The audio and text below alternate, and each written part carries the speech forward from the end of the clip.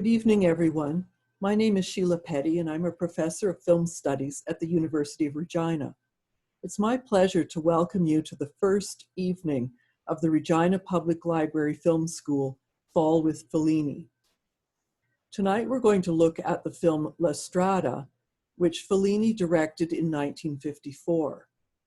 This is considered a transitional film, not only because it launched Fellini's international career as a film director, because he won the Academy Award in 1956 for Best Foreign Film, but also because this film is considered a bridge between his earlier work, which was clearly neo-realist in style, and his later work, which became very much magical realism.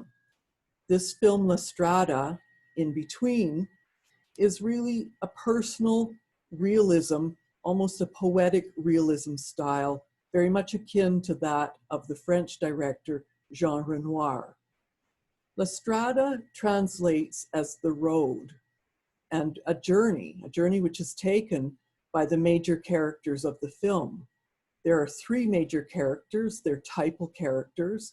The main one is Giulietta Massina, who is in fact Fellini's wife and plays Gelsomina in the film. And she would go on to play many of the major characters in Fellini's films.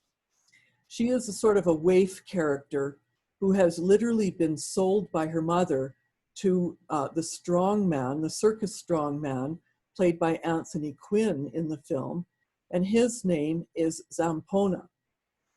The third major character, is called the Fool, and he is played by Richard Basehart. He doesn't really come into the film until the second act.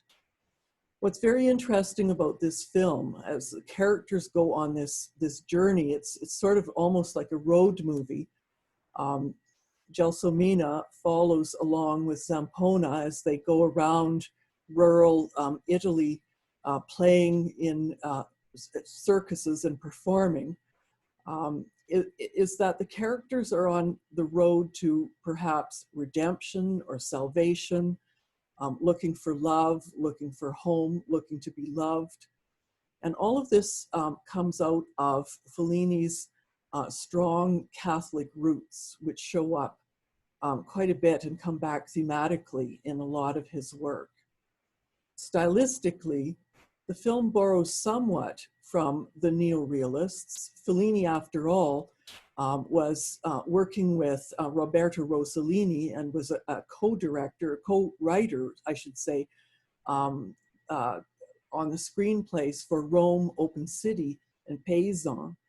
So some of that would come through in La Strada, but really the fact that the film is structured as a play, almost as in a three-act structure, and the fact that the lighting is not gritty like the neo-realist style, but is much more studied, brings it more into the poetic realism style. It's true that this is all shot on location, so there's no studio shooting here, which would put it in line with the neo-realists.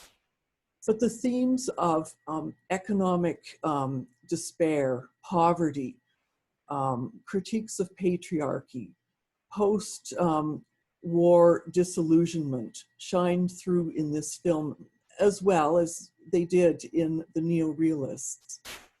So there is a line through here from early work, but this film really set Fellini out as a major director in world cinema. He is often claimed to have built Italian cinema through his work and bring renown to Italian cinema.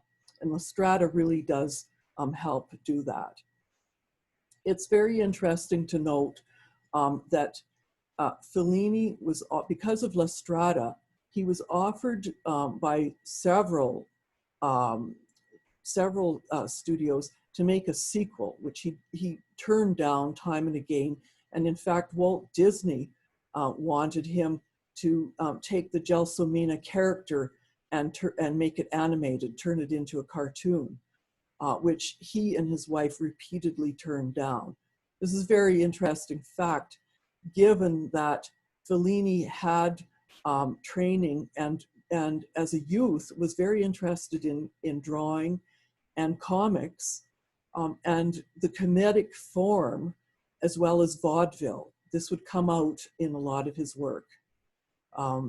Massina, as an actor, and you will see this in the film tonight, she very much borrows from Charlie Chaplin in the silent era style.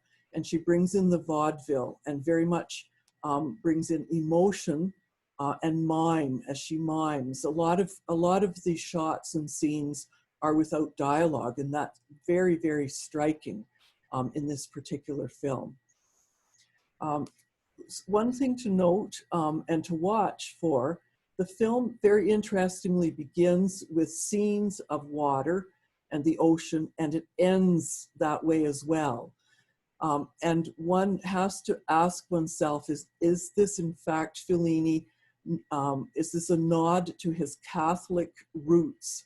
And is he in fact creating a metaphor for baptism and for rebirth? So I wish you a good screening this evening, and please join me tomorrow evening, Thursday, September 3rd at 7 p.m. for the Zoom discussion of the film. You can register on the Regina Public Library website to get the Zoom link by searching Film School in the search field. Have a wonderful screening, and I'll see you tomorrow evening.